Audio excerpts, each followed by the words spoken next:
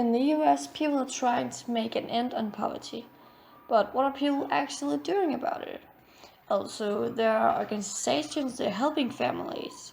For example, there's the organization SNAP, which puts food on the table for over 465 million people each month. And most of them are children, seniors, and people with disabilities.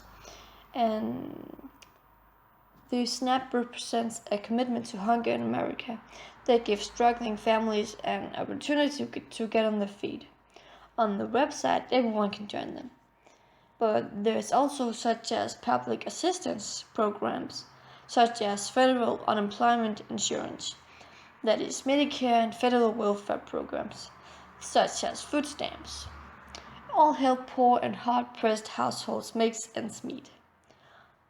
While Social Society is not a welfare program, it does provide financial assistance to 2 million of retirees and people who are unable to work.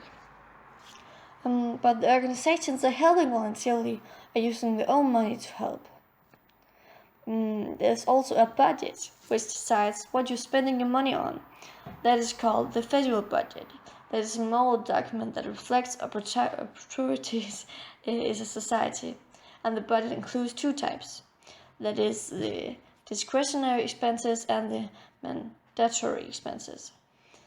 The discretionary expenses, which is what you want to buy, that can be education and social services. And the mandatory expenses are the things you are forced to use the money on, that is social security and Medicare. And the federal budget is meant for the poorest in the society. But if the economy is under pressure, they will use the money another place. For the poorest, it means they will be pushed aside and have it even more difficult. The federal budget means that the best way to overcome poverty is to build a just economy, and that is work to a decent wage. Right now, the minimum wage in America is $7.25. But the fact is that there are currently 4 job seekers for every week. And that is not good enough. So they have not done enough to fight poverty. The government is trying to fight poverty by saying, but they have to work. But all cannot work because it gets a low wage. For example, President Barack Obama, when he was a president for 8 years, he has talked about fighting poverty, but has also done he has also done a lot of good things, for example. But actually, poverty has increased in the 8 years he was president, from 2009. For example, by the last 4 years, it went from 13.2% to 14.3%. So that is an increase for on almost 4 million people living in poverty.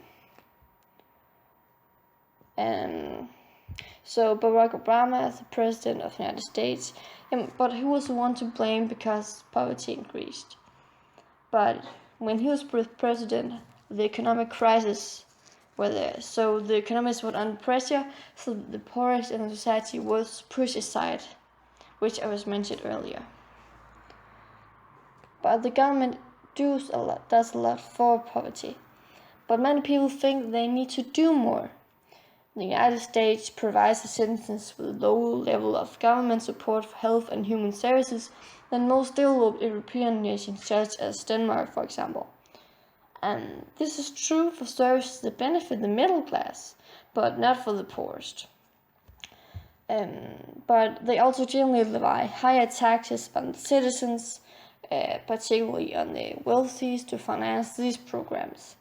And by looking at this, many people and organizations are helping, but that is not enough for poverty to end. Conclusion.